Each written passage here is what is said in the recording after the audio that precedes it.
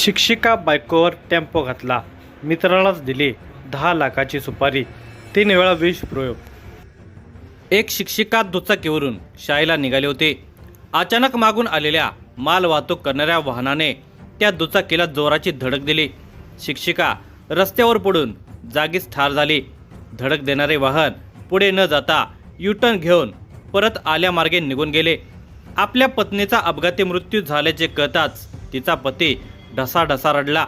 लोकांनाही वाईट वाटले, पण तिच्या भावाला मात्र शंका आली. त्याने पोलिसांच्या समोर शंका व्यक्त केल्याने पोलीस तपासाची चक्रे फिरू लागली. एकीकडे तिचा भाऊ, दुसरीकडे पोलीस तपास शीघ्र गतीने झाला आणि एक धक्कादायक कारस्थान उजेडात आले. या धक्कादायक घटनेचा सविस्तर वृत्तांत पुढे पाहण्याअगोदर जर तुम्ही या चॅनेलवर जर नवीन असाल तर प्लीज आपल्या ह्या मराठी चॅनेलला नक्की सबस्क्राईब करा. संग्रापूर तालुक्यातील पातुर्डा गावामध्ये अनंता गावंडे हे आपल्या कुटुंबासह राहतात. ते त्यांची पत्नी आणि मुलगा प्रकाश असा त्यांचा परिवार आहे.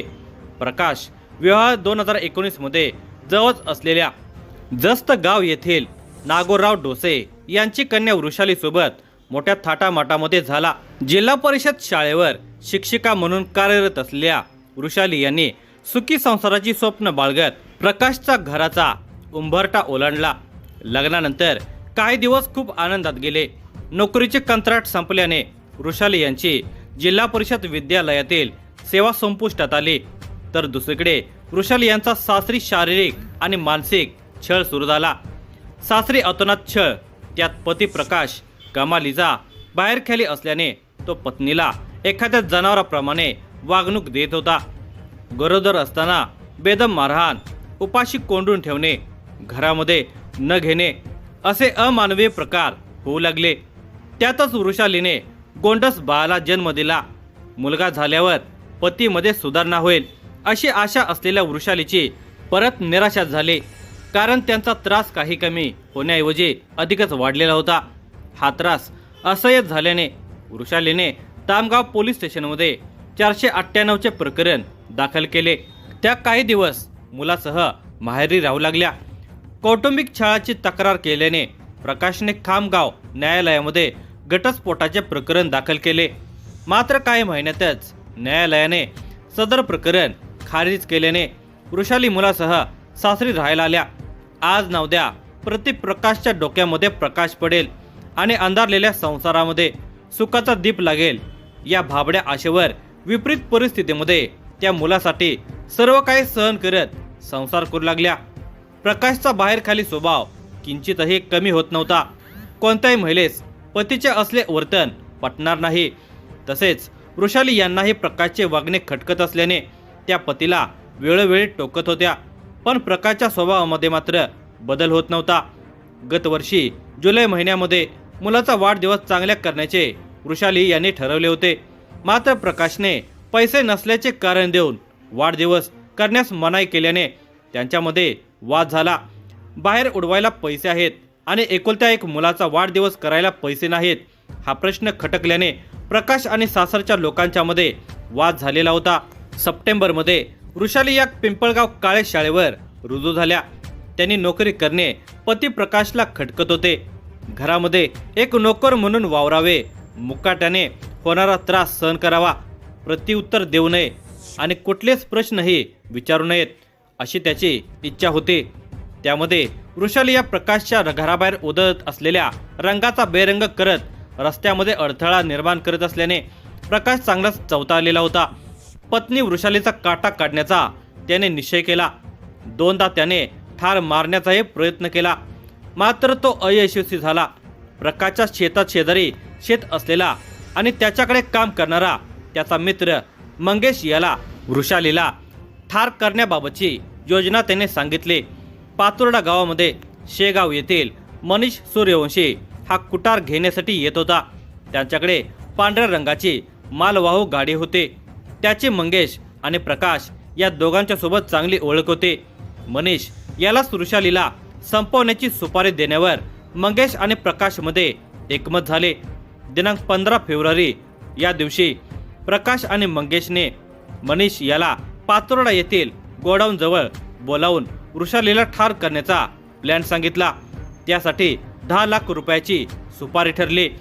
वृषाली या वेगाने गाडी चालवतात, त्या पातोर्डा फाट्यावरून सकाळी 6:30 वाजता जातात असे सांगितले। दिनांक 27 फेब्रुवारी रोजी मनीषला डिझेलसाठी 3,500 रुपये देण्यात आले।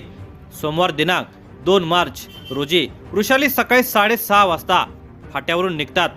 फाट्यापुढे निर्जन ठिकाणी तिला उडवल्यावर तुला मंगेश 10 लाख रुपये देईल असे सांगण्यात आले। या कटाप्रमाणे दिनांक 2 मार्च रोजी सकाळी 5 वाजता मनीष सूर्यवंशी हा शेगाव येथून त्याची मालवाहू एंट्राक गाडी MH28BB 5753 घेऊन पातोर्डा फाटा कवठळ मार्गे पेसोडा फाट्याजवळ पोहोचला। तेथे तो वृषालीची वाट पाहत थांबला। 7 वाजण्याच्या दरम्यान वृषाली दुचाकीने येताना त्याला साईड ग्लासमध्ये दिसल्या। त्यांची गाडी पुढे गेल्यावर मनीष त्यांचा पाठलाग करू लागला। 4 किलोमीटर अंतरावर गेल्यावर मनीषने भरधाव गाडीने त्यांना जोराने कट मारला। त्या गाडीवरून खाली पडल्या। त्यानंतर थोडा पुढे गेल्यावर मनीष मागे वळून आला आणि पातोर्डा फाट्यावरून शेगाव या ठिकाणी निघून गेला। अपघात झाल्याचे कळताच 8.5 लाख रुपयाची बॅग प्रकाश गोठ्यात ठेवून अपघातग्रस्त स्थळाकडे निघाला। मनीष सूर्यवंशीने दुपारी मंगेशला कॉल करून काम फत्ते झाल्याचे सांगितले। रात्री 9 वाजता मंगेश 8,50,000 रुपयांची बॅग घेऊन शेगावमध्ये आला। त्याने पैसे सूर्यवंशीला दिले। पोलीस आपल्यापर्यंत पोहोचणार नाहीत असे मारेकऱ्यांना वाटत होते, पण तसे होणार नव्हते। दुसरीकडे पेसोडा फाट्याच्या पुढे वाहनाने जोरदार धडक दिल्याने अपघात होऊन वृषाली गावंडे रक्ताच्या थराळ्यामध्ये गतप्राण होऊन पडलेल्या होत्या। त्यांना धडक देणारे मालवाहू वाहन पुढे निघून जाण्याऐवजी वळसा घेऊन परत पातोर्डा फाट्याकडे निघून गेले। अपघाताच्या आवाजाने आजूबाजूच्या शेतातील नागरिक धावले। अपघाताबाबत पातोर्डा गावामध्ये माहिती देण्यात आली। काही क्षणात मृतक वैशाली यांचे पती अपघातस्थळी पोहोचले। पत्नीचा मृतदेह पाहून पती प्रकाश धाय मोकलून रडू लागले। पतीचा आक्रोश पाहून उपस्थितांची मने हेलावली। अपघाताची माहिती जळगाव जामोद पोलिसांना देण्यात आली। पोलीस उपनिरीक्षक स्नेहा शेडगे आपल्या सहकाऱ्यांच्यासह घटनास्थळी दाखल झाल्या। पोलिसांनी घटनास्थळ पंचनामा करून मृतदेह शवविच्छेदनासाठी जळगाव रुग्णालयात हलवण्यात आला। या प्रकरणी अज्ञात वाहन चालकाविरुद्ध जळगाव जामोद पोलीस स्टेशनला गुन्हा दाखल करण्यात आला। शवविच्छेदन झाल्यावर मोठ्या शोकाकुल वातावरणामध्ये मृतक वृषाली यांच्यावर दुपारी 2 वाजण्याच्या दरम्यान अंत्यसंस्कार करण्यात आले। या सगळ्या प्रकाराबद्दल मृतक वृषाली यांचे भाऊ सुमित डोसे यांना शंका आली। त्यांनी पोलिसांच्या जवळ हा घातपात असावा अशी शंका उपस्थित केली। नुसती शंकाच उपस्थित करून ते थांबले नाहीत, तर अंत्यसंस्कार होताच त्याच रस्त्यावरील CCTV फुटेज युद्ध पातळीवर पाहण्यास सुरुवात केली। डोसे यांनी शंका उपस्थित केल्याने पोलीस निरीक्षक नितीन पाटील यांनी या अपघाताचा खरा प्रकार शोधण्यासाठी सहकाऱ्यांना मार्गदर्शक सूचना केल्या। अपघात केलेले वाहन पुढे भरधाव निघून जाण्याऐवजी मागे का आले याबाबत ठाणेदार पाटील यांच्या मनामध्ये शंकेची पाल चुकचुकली होती। पोलीस यंत्रणेने अलर्ट मोडवर येऊन पातोर्डा फाटा ते घटनास्थळापर्यंतचे सर्व CCTV चेक केले असता ते वाहन भरधाव वेगाने शेगावला पोहोचल्याचे पोलिसांना दिसत होते। स्थानिक पोलिसांचे सहकारी आणि आधुनिक यंत्रणेची मदत घेऊन पोलीस शेगावमधील जगदंबा नगरातील मनीष सूर्यवंशी याच्या घरापर्यंत 5 मार्चला संध्याकाळी पोहोचले। तोपर्यंत मृतकाचे भाऊ सुद्धा शेगावपर्यंत गाडीचा माग काढत पोहोचले होते। यावेळी मनीष सूर्यवंशी हे पुण्याला गेल्याचे पोलिसांना समजले। गाडीचा चालक कोण होता हे नेमके माहीत नसल्याने पोलिसांनी मनीषच्या मुलाला ताब्यात घेतले। दुसऱ्या दिवशी सकाळी मनीष सूर्यवंशी जळगाव जामोद पोलीस स्टेशनला पोहोचला आणि तो मी नव्हतोच असा कांगावा करू लागला। घटनेबाबत मनीष सरळपणे बोलत नसल्याने ठाणेदार नितीन पाटील यांनी पोलीस वर्दीतील खास अस्त्र वापरताच मनीष पोपटासारखा बोलू लागला। आपणच त्या महिलेला धडक मारल्याचे कबूल करून तो परत स्टॉप झाला। फक्त धडकच मारली की अजून काही या प्रश्नावर गप्प असलेला मनीष हा ठाणेदार पाटील यांच्या विशिष्ट पाहुणचाराने नॉन स्टॉप बोलू लागला। साहेब, मी पातोर्डा येथील मंगेश चहुलकर याच्या मार्फत मृतक महिलेचा पती प्रकाश गावंडे याच्याकडून 1 लाख रुपयांची सुपारी घेऊन वृषाली यांना ठार केले असे सांगितले। ते ऐकून पोलीस अवाक झाले। पोलिसांनी त्वरित मृतकाचा पती प्रकाश गावंडे याला ताब्यात घेतले। त्याचा मित्र मंगेश चहुलकर मात्र पसार झाला होता। त्यालाही पोलिसांनी दुसऱ्या दिवशी ताब्यात घेण्यात यश मिळवले।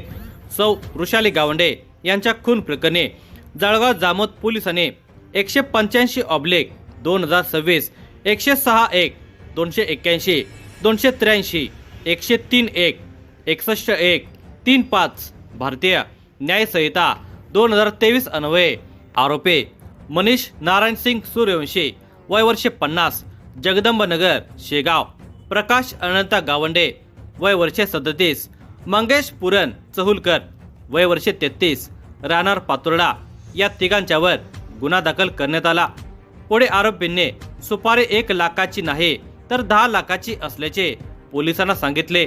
पतीनेच 10 लाखाची सुपारी देऊन पत्नीची सुपारी किलरकडून हत्या केल्याने एकच खळबळ निर्माण झाली। न्यायालयाने आरोपींना 3 दिवसांची पोलीस कोठडी सुनावली। आरोपींनी थंड डोक्याने कट रचून सौ वृषाली यांचा 10 लाखाची सुपारी घेऊन खून केल्याचे पोलीस कोठडीमध्ये प्राथमिक तपासामध्ये स्पष्ट होत आहे। या प्रकरणामध्ये मृतक वृषाली यांचे सासरे अनंता गावंडे वय वर्षे 67 यांचाही सहभाग असल्याचे पोलिसांच्या तपासामध्ये स्पष्ट झाले असून त्यांनी आपला शेगाव शहरातील प्लॉट घटनेच्या दिवशी 15 लाख रुपयात विकून सुपारीचे 10 लाख रुपये दिले असल्याचे तपासामध्ये समोर आल्याने पोलिसांनी त्याला ताब्यात घेऊन न्यायालयीन कोठडीमध्ये रवानगी केली आहे। या घटनेत आणखी आरोपींची संख्या वाढू शकते अशी शक्यता वर्तवण्यात येत आहे। या घटनेचा तपास बुलढाणा जिल्हा पोलीस अधीक्षक निलेश तांबे, अप्पर पोलीस अधीक्षक श्रेनिक लोढा, उपविभागीय पोलीस अधिकारी आनंद महाजन, जळगाव जामोद पोलीस स्टेशनचे ठाणेदार नितीन पाटील, पोलीस उपनिरीक्षक Sneha Shendge, Nagesh Khade, police head constable Bhagwat Umbarande, Supaji Tayde, police constable Patole, Ganesh Thombare, Akash Dahale, Swapnil Sundarkar, Maske, Shelke हे पुढील तपास करत आहेत।